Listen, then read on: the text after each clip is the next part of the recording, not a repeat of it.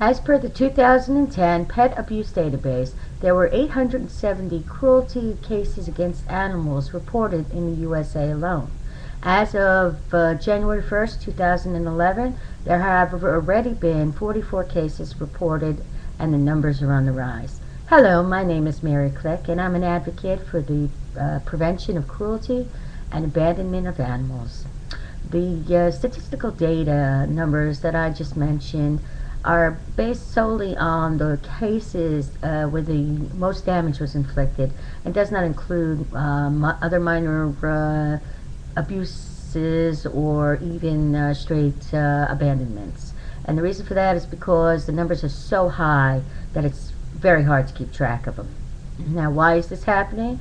Well, I believe it's because people never fully understand the cost and time involved in caring for these creatures. They undertake ownership for the sake of ownership and don't do the legwork or research involved in learning the responsibilities of owning a pet. Now, in one study performed by the American Humane Society, 70% of animal abusers also had prior criminal records. What they're trying to say is that animal cruelty problems are people problems, and when animals are abused, people are at risk. Now, why should we care for these creatures? Well, domesticated animals are the equivalent of a child or a loved one who is solely dependent on us for their necessities in life, such as not just food and shelter, but love and guidance, which is essential in their growth and well-being.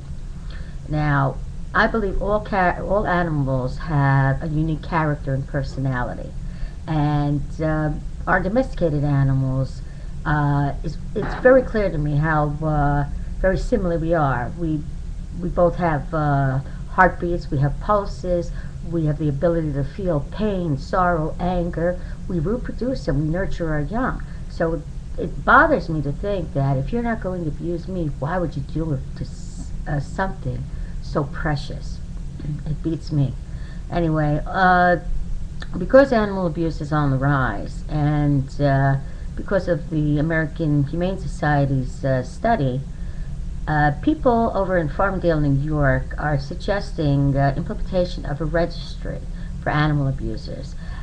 Just as they did for pedophiles under Megan's Law, I would love to live to see that happen. I think that would be brilliant.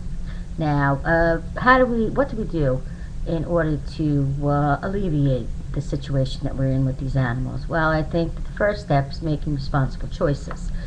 Now, most people say I'm a cat lover, but in essence, I'm an animal lover. I would love to adopt every single animal that is homeless out there. I also wanted a dog, but because of my situation, living in an apartment, not being home all the time, I decided to go with cats. Why? Because they're self-sufficient. They only require food, water, a clean little box, and a warm place to stay.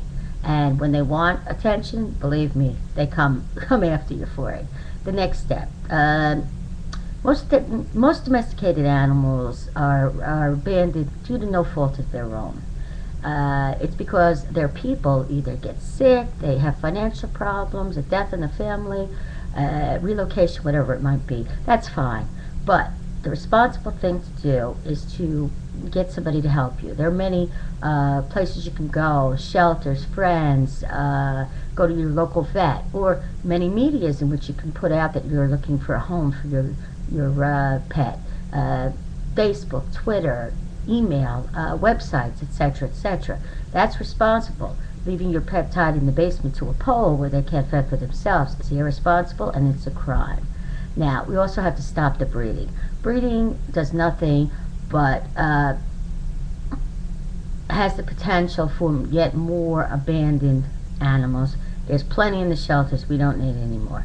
Instead, if you're looking for a pure breed, go to the adoption centers, the shelters. Believe me, there's plenty. And spend that money, that $2,500, on donating some to the shelters that you got your dog from, or your cat. Okay, they could definitely use it because they basically run on public donations.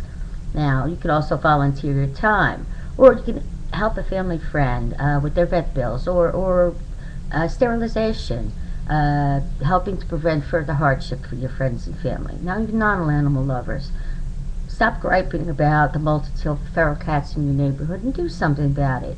Okay? They're the product of human irresponsibility. They do what they have to in order to survive. Don't blame them. Help them. Help your situation. Purchase some humane traps. Bring them to your local vet. Ask them or offer to pay a portion of sterilization. Even if they're introduced back into your neighborhood, they're sterile. No more reproduction and no more spraying all over your property. You see kittens born of feral cats, bring them to the shelters. They can be socialized and adopted. And bottom line, if you see abuse, report it. You can do it anonymously, and that's all you have to do. But don't turn a blind eye. Okay, you wouldn't do it for a child, don't do it for an animal. Now, bottom line is that we are the adults in this situation, and it's our responsibility to keep these animals protected and safe from all harm. Now, if we start acting responsibly and we get involved, I believe that we can decrease the numbers and maybe eventually wipe out the epidemic altogether. Remember, animals are people too. Thank you very much, and have a wonderful weekend.